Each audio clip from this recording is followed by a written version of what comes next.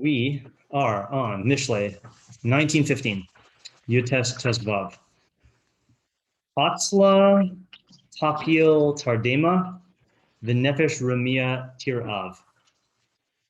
Not the easiest and not the most difficult translation. You want to take a stab? Laziness. Yeah. Falls on darkness. Darkness falls on. I think you're probably getting the translation of Tardema from the Abraham thing. Yeah. So it's a different word. Oh yeah. Deep sleep. Okay. Yeah. So and tapio is causes to fall. Okay. So it's kind of ambiguous grammar here, but laziness causes to fall into deep sleep. Okay, I know that's like missing a word. Right. That's what the making as like a deep sleep with a noun, and it's making that fall. As if deep sleep was a noun. Yeah, so I guess it either means, okay, actually that's a good question. Hold on. Tapio tardema. Okay, so I actually don't even know enough grammar to say whether it means it like casts deep sleep. Was that what you were saying? Like it makes deep sleep fall? Yeah. Right? Or it means it makes or the noun is omitted and it's making someone fall into deep sleep. Right. You know, like, and it's just omitting that. Yeah. I'm trying to think of a way to preserve that ambiguity in English, but I'm not sure yet. So we'll work it out. V'nefesh remiyah tirav. I forgot if we've had remiyah. I know we had it in our Mishlei, Monday Mishlei one. Yeah. Right.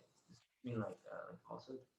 So one aspect of it is falsehood or deception, and the other aspect is it often is associated with laziness or is the opposite of diligence. So we're gonna have to define it. But so the nefesh remiyah and I'm just gonna not translate it now. A remiyah soul, okay, tirad.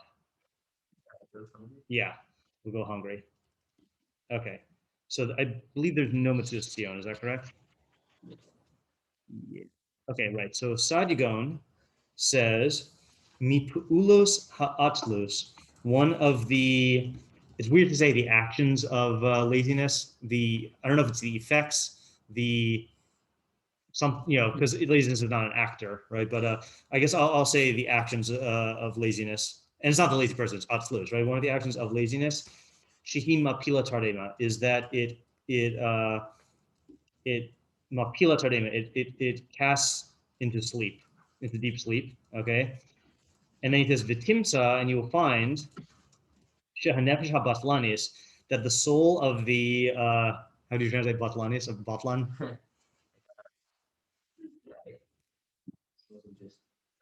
Yeah. I don't know if do we have good English word? Time waster. Yeah. Tough thing. Yeah. There's got to be a better word. So I would say idler, like one who just idles, like who doesn't do anything, of the idler. And then in you have it in a footnote. I have it in parentheses. Saadia Gaon defines what type of idleness we're talking about. Batlanis shel kotzer ruach. Okay, which I believe. How would you say kotzer ruach? Yeah. So what is that used for in like? Yeah, I think it's usually short-tempered, right? So I don't even know what this means. Idleness of short-temperedness or impatience. Was that? I thought it was exhaustion. That's how it's used in Shemot. That's true also. That probably makes more sense here, right? So of exhaustion, let's say that. Idleness of exhaustion, tirav, will starve. Although I'm gonna preserve the other meaning also. Idleness of impatience or exhaustion. Yeah. Okay, so that's Saadia Gaon. Don't know if that helps more or hurts more. Targum, I actually didn't have a chance to look up. It says Atlusa Yahave Shinsa. I assume Shinsa it just means Shena. Yeah. Vinafta Ramita Sikhfan, and that's just a literal translation, so we don't really need the Targum in here. Okay, and then we have our English translations here. Our scroll says laziness casts one into slumber, so they take the noun approach. It casts the person into slumber, and the deceptive soul will go hungry. So they say deceptive, like you were saying. Living Law says laziness induces deep sleep. That's good translation. And that's like the one that you were saying, Joe, is the it puts to sleep. Laziness puts to sleep. And then it says a person, and then in parentheses, who relies on deceit goes hungry. Okay, whatever. And then Alter says sloth induces slumber. I guess he wanted to preserve that old alliteration there, or not preserve, but to create. Or maybe try to preserve it. Tapil tardema. Yeah. And a shiftless person will go hungry. Never heard the word shiftless before. I know shifty. It sounds Hebrew. Yeah, shiftless, right? Yeah, yeah. I like shiftless ruach. Yeah. Okay, so we have our work cut out for us just in terms of the terminology alone. Yeah. Nuance question. Yeah. What's the difference between Atla and Oculus? Good question. Never thought of it. I always thought Oculus was the word, but I have no idea. Let me actually quickly look it up in the Concordantia on Al Torah and just see which one Tanakh uses. If Atla is like the image, it could. If I had to totally guess based on equally layman's intuition, I would say that Oculus is rabbinic Hebrew, and Atzla is biblical Hebrew, but that's a total guess. Hey, how's it going with you? Yeah. Yep. Only the last 6 months. All right. Honestly, at this point, closer to 9. You're right. Yeah, I guess I was thinking in yeshiva. Yeah, but yeah. Well, it's 11. I mean, yeah, you're right. 10 months. Yeah. Here, we got one more packet that I printed just for you. Just kidding. Thanks so much. Yeah. Sorry. Okay. All right. So. Problems. So we're on. We're on 5th. Sorry, was it 1915?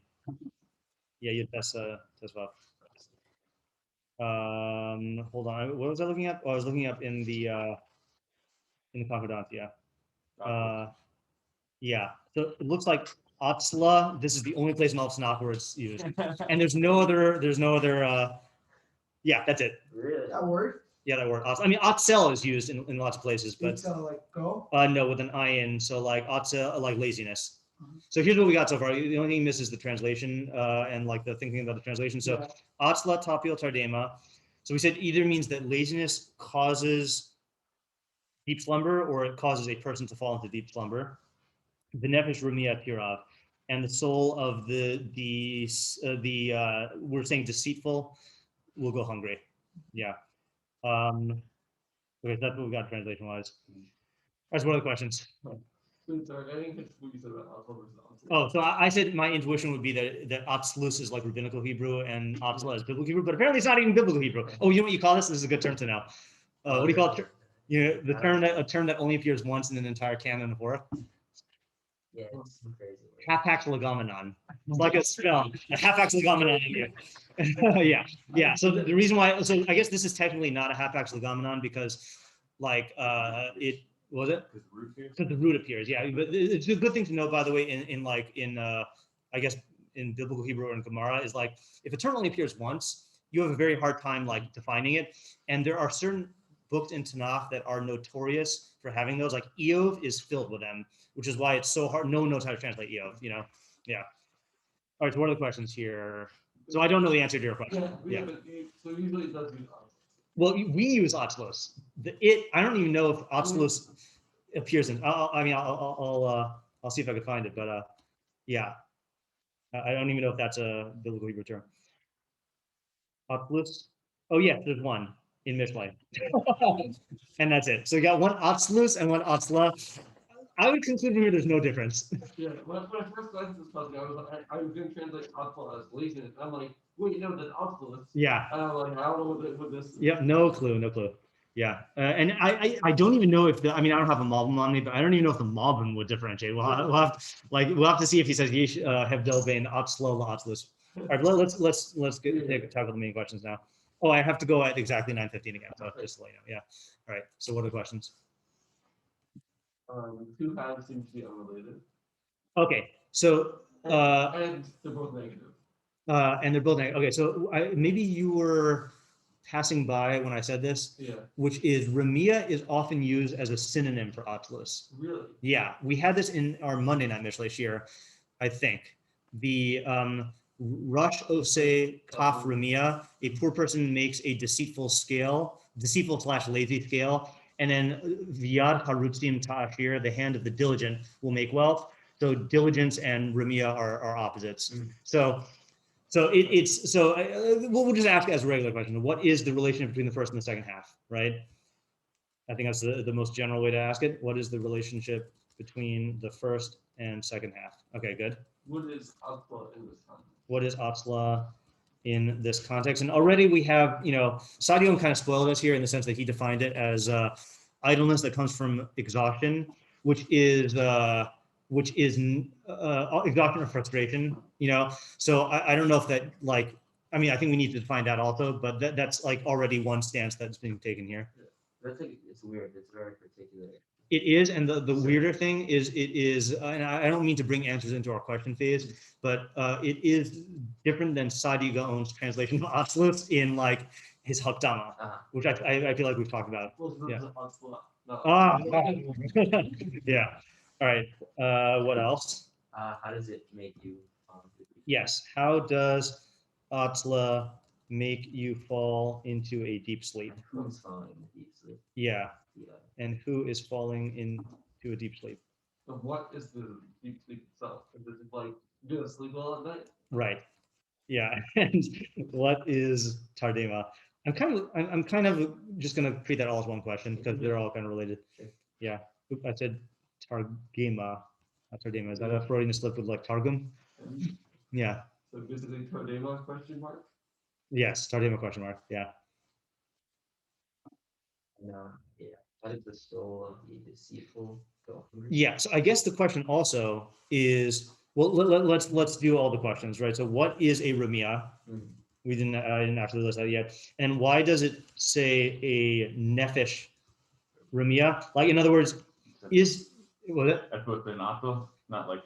Right. It doesn't say nefesh atzla. And then also it doesn't just say remiyah or ish remiyah. So is it the soul of a lazy person will go hungry? Like, and it's specifying which aspect of the lazy person, or is nefesh remiyah a certain type of remiyah person? Like there'd be a difference between a remiyah and a nefesh remiyah, Yeah. What does nefesh mean here? The frustrating question that we always have. Yeah. Yeah. Why or slash how? Yeah. How will the nefesh remiyah go hungry? I think that pretty much covers the main questions, right? Not the most difficult puzzle to get the questions on. Okay, so I feel like we kind of have to start with maybe Atzla and remiyah because those are the main players here. Unless you think otherwise.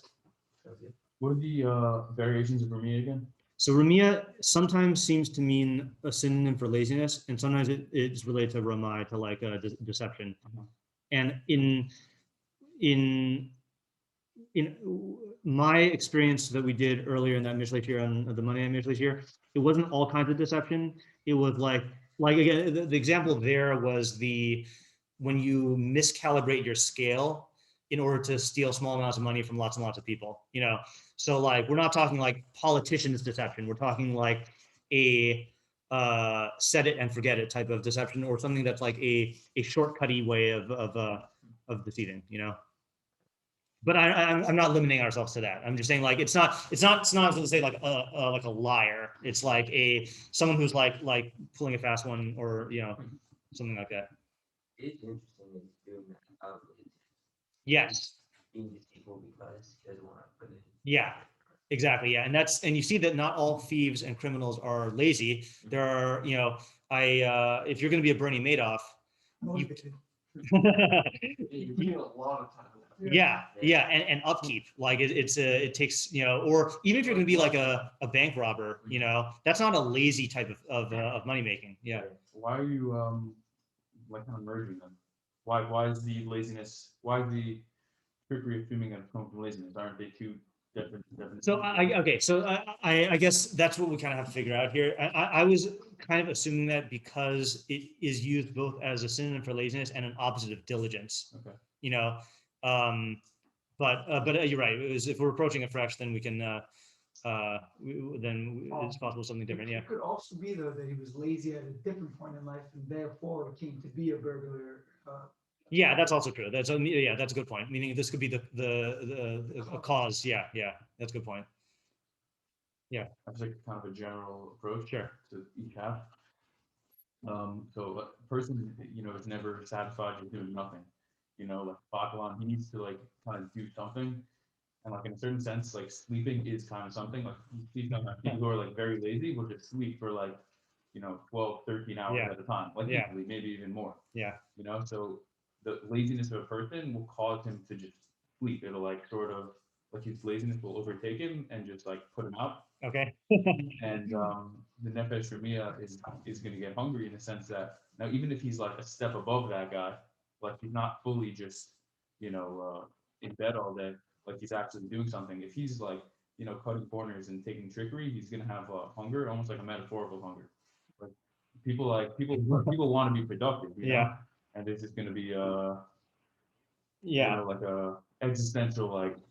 Okay, let's not leap to the metaphors yet. Alright. Okay. Well, Yeah. just to say that later, like without the metaphor, like there is a thing of like if you're just like sitting around the house doing nothing, Yeah. you just get hungry, like trying to like eat some stuff. Oh, that's true. That's true. Like, I Right. don't know if that's exactly. That is okay. So okay, I didn't comment on Joe's thing yet, but I want to go back to that. I like the idea that it's comparing the it is weird. It doesn't describe him as the lazy person, right? Mhm. But whatever. The lazy person and the nefesh remiyah are two different levels. That's like I like that structural approach to it. I don't like taking it as we're going to take it as literal unless we're forced not to. None of this existential hunger. Yeah. Okay. But what you're saying is interesting because then what would be the thing that unifies the two halves of the pasuk then? So, What would be the subject tentatively? boredom, I guess. Well, in other words, let me ask a more pointed question. Why is it then focusing on tardema and ra'av? Oh, I mean, those are two things that people do when they have nothing else to do. Can you be more specific than things? I think there's something they share in common.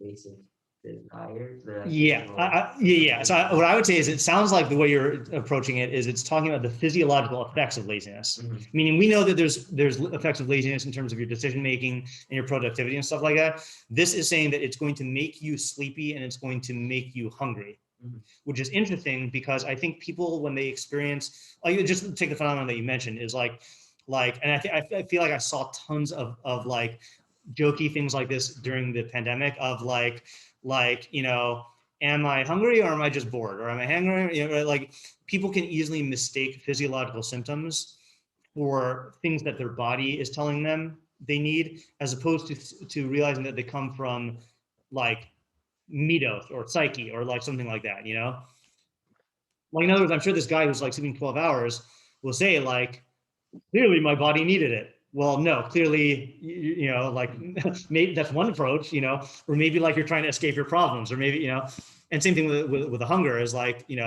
I think people don't appreciate the relationship between, like people know that people know that people will eat for emotional reasons, but I feel like feeling hunger, people almost without thinking will say, yeah, like I my body's telling me it needs to eat, Mhm. Like other people view eating as a coping mechanism, and there they realize the psychological connection. But I think, being idle, like, and not working, and then realizing that makes you hungry, I think that's something that's easy to miss. Right.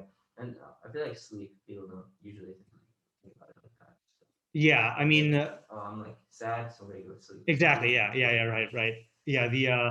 Yeah, I think it's easy because like those are both symptoms of depression. One is insomnia and the other is excessive sleep. Mhm. And like I feel like I was gonna say I feel like that the excessive sleep is hard to detect. I don't really know if that's true, but yeah, here. Okay, so according to this approach, let's just flesh this approach out and then try another approach. So what would be the idea of the pasuk? And can we answer any of our other questions in terms of the, like, can we explain the nefesh thing? Not that we need to, but Well, I mean, nefesh could also refer to like the body. right. So like that's basically the body will get hungry because you're. Okay, good. Yeah, right. So just in terms of the classical division between the nefesh, ruach, and the neshama in Rabbeinu Yonah and Ibn Ezra and Rabbeinu Bachya, that whole crew, and they are a crew. That crew holds that. And in not wrong. Rabbeinu Yonah in Mishlei explains all of this in chapter 1, pasuk 22. This is where he has this whole discourse on like the three parts of the soul. So he says nefesh is the instinctual / physiological animalistic part of the soul. Ruach is what we call like the psyche, is like the emotional part, and then neshama is like the intellect. So nefesh here does seem to mean the body and its like needs and its operations. Or it means like the psyche, and it's just saying like the psyche becomes hungry, like something that usually ascribed to the body is really this. In this case, it's a like. Oh, interesting. So the psyche causes the hunger. Yeah. The psyche causes the hunger, right? That's a good way to say it. Also, yeah. Either way, it's I think the practical idea will end up being the same, but that reading points more to the cause. Yeah. Yeah, I think I'm Joe. Just for the first time, I'm not sure if this like scientifically true. That what? That you'll sleep more if you're like, I feel like you're gonna be less energetic. That's definitely true. But like, I don't think that I don't know if you actually will sleep. You have nothing to do. You will just, yeah, You you'll might, go you might, back. you might cause. Yeah, so you might be like lazy in your bed more, but you're not. You're saying it based on like your sleep reading, right? Yeah. Yeah, because we got the most qualified sleep expert among us here because I've experienced that. yeah, right. I mean, Experience Trump's theory. yeah, I mean, I guess this is the need for more research, you know. Yeah. But here's what I'll argue, and maybe this will support your experience thing. So, and I don't know if this is going to go into another idea. I'm bringing it in for the sake of our idea. But so Saadia Gaon's definition of laziness in the Hakdama of Mishlei is not due to idleness. Is the compulsive need to avoid immediate pain and conflict. Okay. As opposed to what he says taiva is, which is the compulsive drive for pleasure, you know, for immediate pleasure. Wait, So what was the drive against like that's laziness. Yeah, and to me, I mean, again, this is like a revolutionary definition of laziness because I think, what was it? It's really good. I like Yeah, because I think people think of laziness as lack of energy or lack of willpower or lack of drive. He's defining it as an avoidance thing, avoidance of immediate pain and conflict. And I would say for that reason, and again, I'm not saying like scientifically, but the ultimate way to avoid conflict and pain is to go to sleep, you know? And like the kid who doesn't get out of bed in the morning because they don't want to like go to school, or the guy who like can't drag himself out of bed to go to work, like it is not just a physiological thing. It's like wanting to avoid the pain that the waking world brings you, you know? So sorry, you were, yeah. Yeah, that point from before, and also just on that whose definition was that? Saadia Gaon.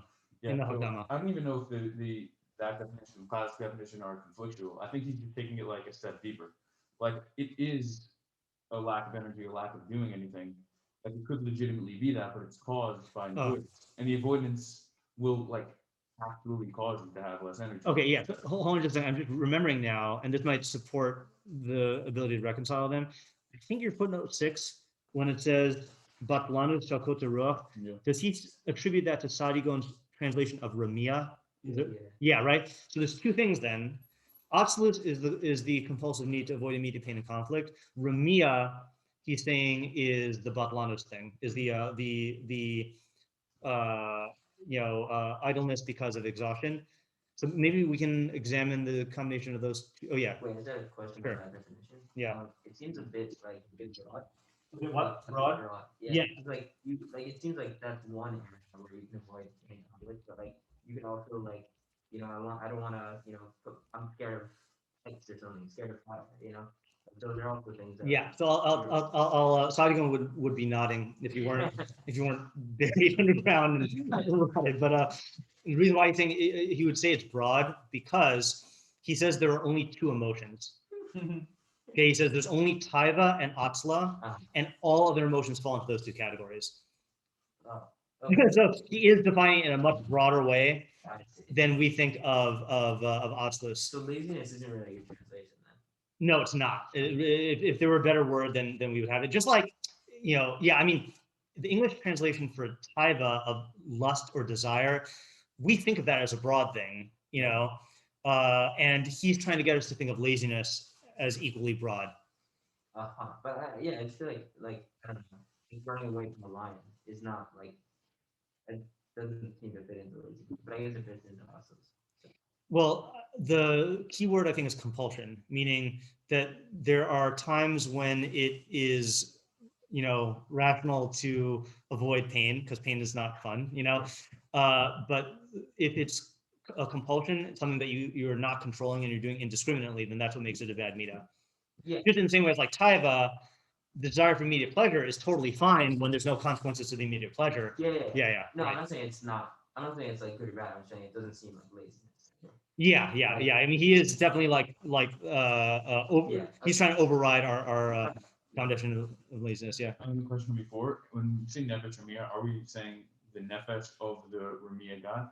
I don't know if we're saying nefesh of the remiyah guy or if we're saying a remiyah nefesh, like a remiyah soul, as opposed to like, But you know, are both legitimate reads? yeah, both are legitimate reads. Yeah, I'm just gonna ask, according to Saadia Gaon, she said only two real emotions, so therefore like happiness and sadness falls under taiva. Sorry, you're right. I should qualify that. Two bad mitos or two bad emotions. You know, let me read the Saadia Gaon just to so you can hear it in his own words here.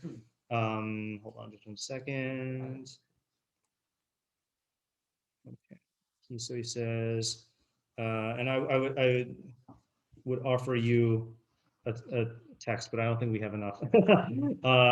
Saadia Gaon. Okay, so he says, just 1 second. Okay, so he says, okay, ha'ikar hamunach kitzir le'inyanim halalu. So the fundamental principle which everything revolves around, which these ideas revolve around, asher hu shehateva. So when he says teva here, he said before teva means the instinctual part of you, not like nature, but like human nature. Shehateva lahut achar kol hana'a midis or miyadit. I don't know how to read it. The instinctual nature is drawn or like is inflamed by every immediate pleasure. Ve'eno sam lev im tihe tachlit mazika, and it doesn't care if the outcome will be harmful. V'hasechel, and the intellect, nirta misimcha midis, recoils from immediate enjoyment. Im yeda shehi mevia tsar la'asid, if it knows that there will be pain in the future.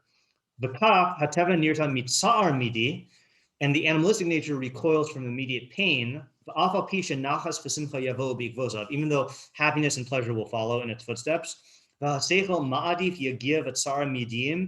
the intellect will endure immediate pain and suffering. If it knows that there will be good and benefit in it as a consequence. And then he says, there's an infinite number of applications or manifestations of these two principles. But I'll just talk a little bit about them. Now here's where he defines it. The Omer, and I'll say,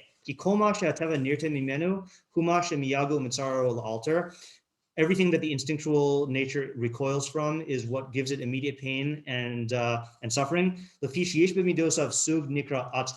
there is in human behavior a sug here, I think, does not mean category. I think it means an impurity called atzlus. So that's the tendency to avoid immediate pain and suffering.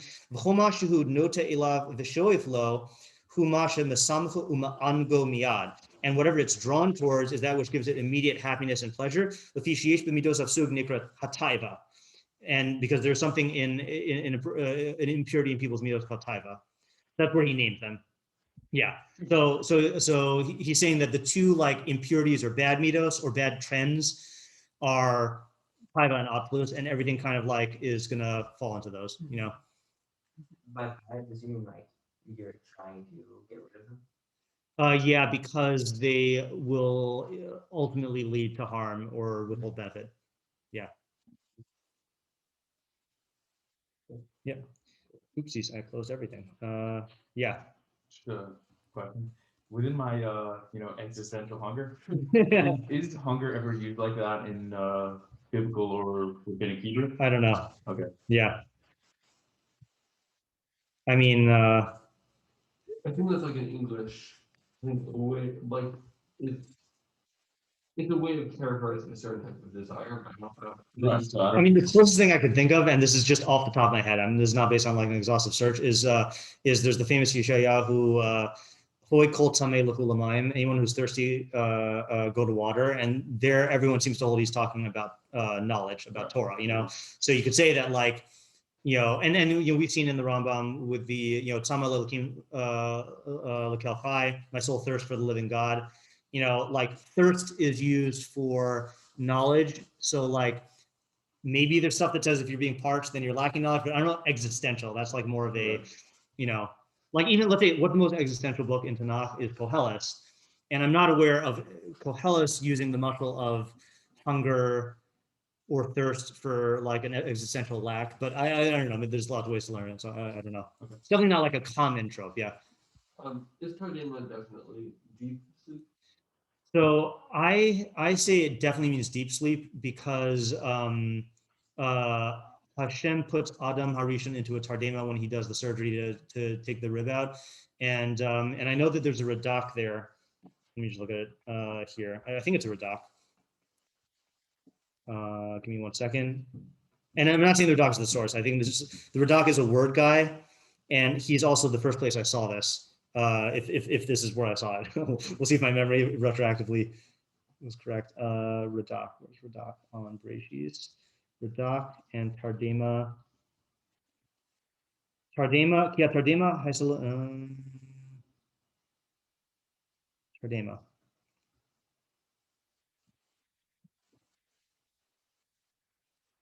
Maybe it was Rabat? Yeah, well, do you have another meaning in mind, or you're just asking? Well, if it's not specifically deep, Yeah, then I think it's worth it. like napping Like napping or or restless sleep. or like being like like lack of energy or something like that. Mhm. Like deep sleep has like a very specific Yeah. Deep sleep doesn't need to be long. Yeah, Right. Why can't a nap be a deep sleep? Right, that's true. That's true. Yeah. All Torah's dictionary says the only definition they have is deep sleep, and it says they quote Mishlei, a restful of slothfulness, result of slothfulness. So, but yeah, it is. I'm pretty sure it's deep sleep. And again, the two examples in Chumash I can think of are the Tardema that Avram falls into, sorry, that Adam falls into, and then the one Avram falls into, which is definitely a deep sleep because that's Nevuah. Yeah. Which who was that? With the Brisbane of Basarim. Mhm. Yeah. Oh, here we go. It is a Radak, but I was spelling it Chaser instead of Male. That's why I wasn't showing up in the search. Tardema Yotzer Mishena, Vishena Yotzer Mitanuma. Oh, he's got a whole classification there, right? So the deepest one is Tardema, and then less than a Shena, and then less than a Tanuma. Tanuma is like dozing off. Yeah. Oh, this is a good Radak to know. This is why I remember the Radak. I'm just gonna read. This is not what do you call it? Necessary for our job. This is just good to know. So he says, "V'hibel Hashem." This is talking about Adam. "V'hibel Hashem tardema alav kadei shelo yargish ha'kaev b'kachto ach mitzalotav." So he put Adam into a deep sleep because so he won't feel when he takes one of his ribs. V'alfa pisha yuchal hakel laso zeh shelo yargish Adam kaev b'kachas hatzela. Even though God could just do anesthesia, right? Could just make it so Adam didn't feel pain. You should know that God doesn't do a miracle in a place that doesn't need a miracle. And putting someone into deep sleep is not a miracle or a chidush, like a change in the laws of nature.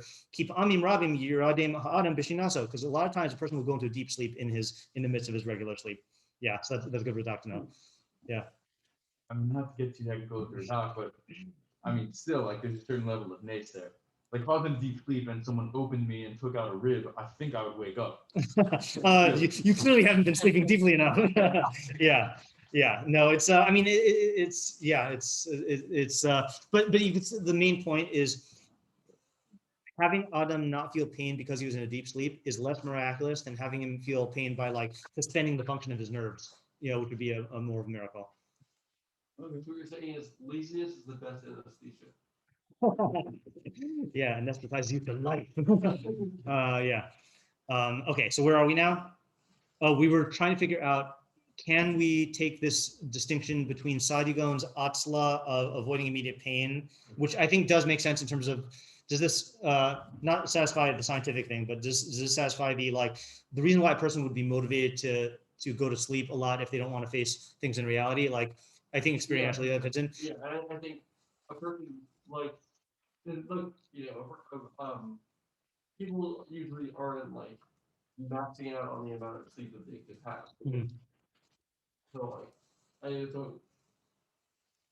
if someone is wants to be sleeping more, they probably could to a certain extent. Yeah. I don't think there is a limit to it. It's not like a person can just like sleep for like 2 days or something because they don't want to deal with it. You know. No, but the other thing also that, again, I didn't read the book that you read, but do they deal with pathology?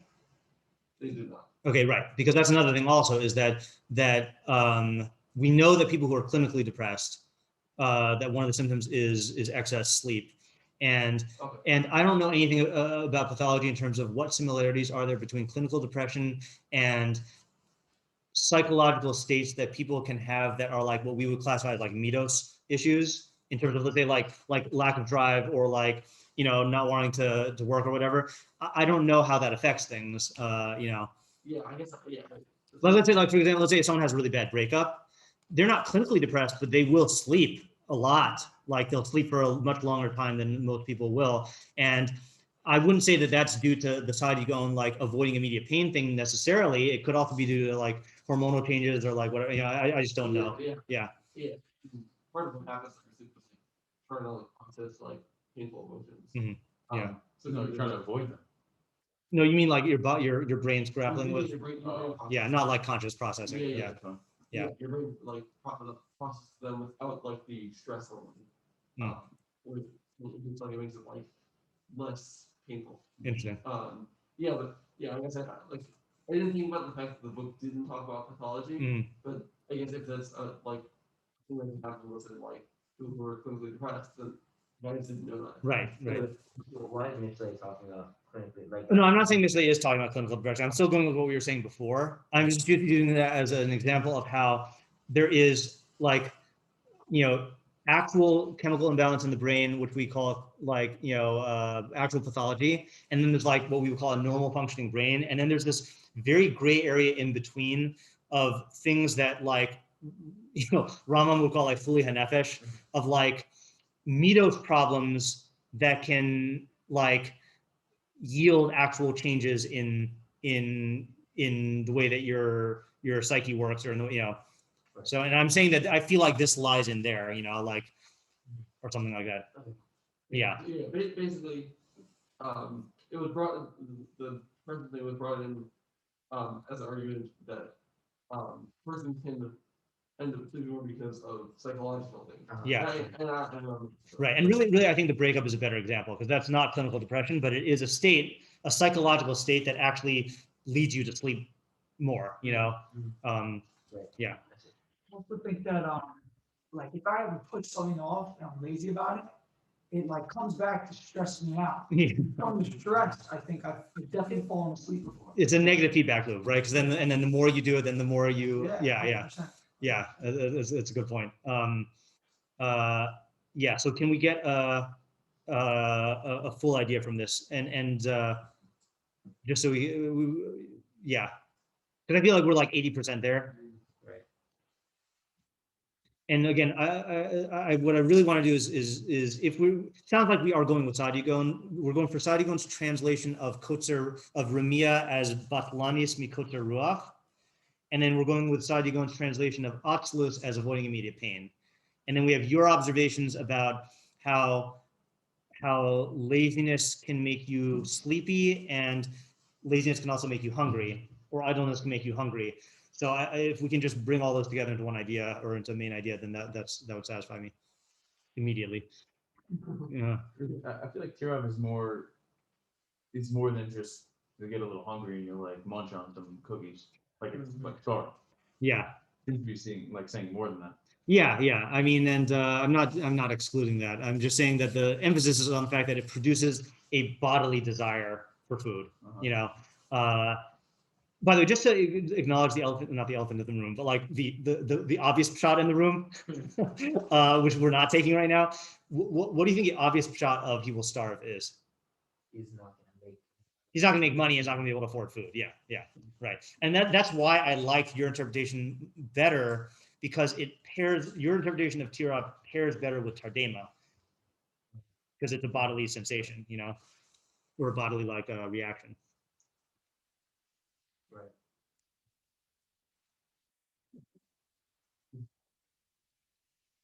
Let me attempt to say a main idea here based on this, and I don't think it's adding much more to what we already have, but the point of the pasuk is that the immediate point of the pasuk, or the localized point of the pasuk, is that there is a mistake of misdiagnosing physiological responses, of misdiagnosing, physiological responses and attributing them to purely bodily causes as opposed to midos causes, not just psychological causes, but midos causes. The difference being that midos is something that you can actually work on, to change, and then that would eliminate the symptom. And that is bad, because if you fall into this mistake, you will not be, first of all, you're not going to actually like solve your sleep problem or your hunger problem, because you're not actually dealing with the cause. Secondly, it's actually going to perpetuate the problems that you're having. Like if you're avoiding confronting something in real life, the fact that you're sleeping a lot is not going to help. It's going to make it worse. And the fact that you're distracting yourself with eating or whatever is also gonna make things worse, that negative feedback loop. And then so that's the local point, which is about laziness. The broader point, which I don't think the pasuk is saying, but just is an application, is that this could definitely apply to other emotions also. Like we know, for example, that there are people who suffer actual physiological symptoms, whether it's like elevated blood pressure or other stuff like that, and it's not due to physiological causes. It's due to the fact that they are very angry or very stressed or whatever, and that's the universal, more universal application of this. So I think that's one idea. But also the other ones where you like think something's like, oh, I'm just being like lazy, I guess. But like really there's something outside, like physically. Yes, yeah, definitely. Yeah. It could definitely go the other way. Yeah, and just to distinguish, that's an application of the pasuk. That's not the idea of the pasuk. Yeah. This is, by the way, last night we had kind of like I don't know how long you stayed on last night, Isaac, but To to the end. Okay, yeah. So we had kind of like a methodological leap forward in Mishlei. There's someone in our shir who is very, very, very good at interpreting psukim. Like his intuition is very good, and but he often tries to interpret them in the most universal way possible. And we had a lengthy discussion about how it is very important. How, on the one hand, I understand the desire to interpret the pasuk as universally as possible, to make it applicable to as many situations as possible. But I would distinguish between how you interpret the idea and how you apply the idea. And I think the mistake, definitely you should apply the idea into as many circumstances as possible. But if you let the desire for a universal application to influence your interpretation of the words to the point where you're like making the words mean more than like what the straightforward meaning is, so then I think that's a mistaken interpretation. That's like a flaw in interpretation. So let's say, for example, just to use your example, the existential thing, Joe. So